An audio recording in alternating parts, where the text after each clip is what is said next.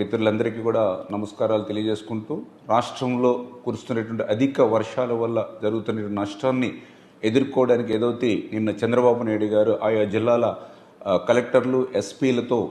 ఎంత పెద్ద విపత్తు వచ్చినా సమర్థవంతంగా ఎదుర్కోవాలని ఏదైతే స్పష్టమైన ఆదేశాలు గౌరవ ముఖ్యమంత్రి చంద్రబాబు నాయుడు గారు ఇచ్చారో వాటిని మరి క్షేత్రస్థాయిలో కూడా అమలు చేస్తూ ఉన్నాం. అందులో భాగంగా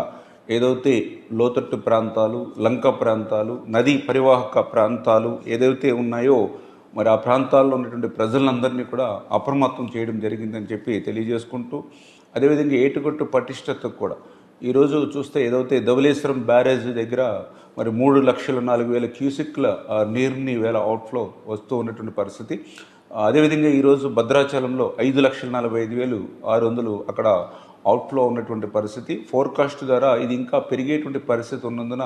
ఆ ఏటుగట్ల పటిష్టతకు కూడా ఆ యొక్క ఇసుక బస్తాలు, శాండ్ బ్యాగ్స్, అదేవిధంగా సరువు బాదులు ఇటువంటి సామాగ్రిని అంతా కూడా సిద్ధం చేసుకోవాలని ఆ కన్జర్వేటివ్ డిపార్ట్మెంట్ వారికి కూడా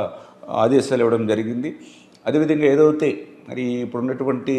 డ్యామ్స్ అంటే పర్టికులర్గా ఏదైతే స్పిల్వేస్ కానీ, అదేవిధంగా అవుట్ఫాల్ స్లూయిస్ కానీ ఇట్లా ఏదైతే వాటికి సంబంధించినటువంటి గేట్స్ కానీ, షటర్స్ కానీ ఏవైతే ఉన్నాయో ఎప్పటికప్పుడు పరీక్షించుకుంటూ వాటి పనితీరును కూడా సమీక్షించుకోవాలని చెప్పేసి కూడా ఆదేశాలు ఇవ్వడం జరిగింది.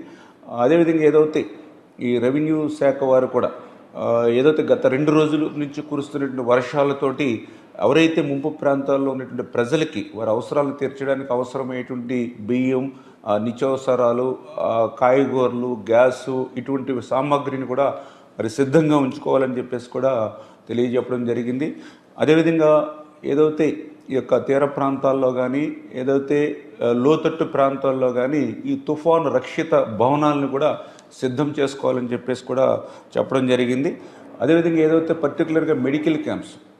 అందులోనూ కూడా పాము కాటు, విషజ్వరాలు, డయేరియా వంటి అన్ని రకాలైనటువంటి ముఖ్యమైనటువంటి మందులతోటి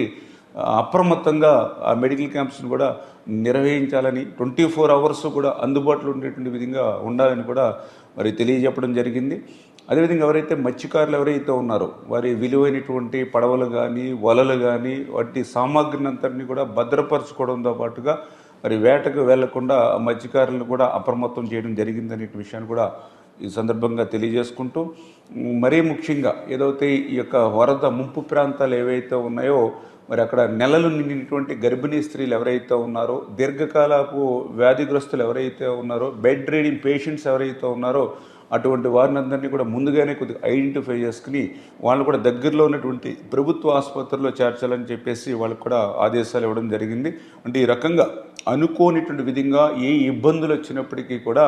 వాటిని సమర్థవంతంగా ఎదుర్కోవాలని ఏదైతే చంద్రబాబు నాయుడు గారి ఇచ్చిన ఆదేశాల ప్రకారం అటు క్షేత్రస్థాయిలో అధికారులందరూ కూడా పనిచేస్తూ ఉన్నారు. వారికి తోడుగా మాకు సంబంధించినటువంటి ప్రజాప్రతినిధులు కానీ, అదేవిధంగా మన ఎన్డీఏ కూటమికి సంబంధించినటువంటి నాయకులు, కార్యకర్తలు కూడా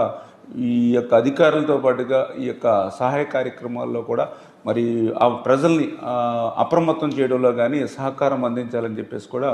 మీ ద్వారా కూడా అందరినీ కూడా కోరుతూ ఉన్నాం.